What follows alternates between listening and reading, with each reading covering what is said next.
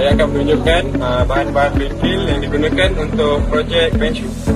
Ini tanda gergaji, mengukur besi, pengikir, ini kaliper, protektor sudut, siku L, pengarit, mata drill bersaiz 6.7, center punch, counter bow, radius gauge, countersink, center drill, pemegang tab, mata tapping bersaiz 8x1.25 serta brus.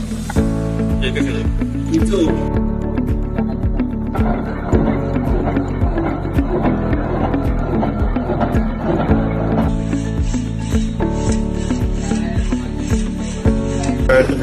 Setelah dapat ukuran yang diletakkan di dalam drawing, kita sama memikir untuk menciptakan setiap penyelenggaraan projek.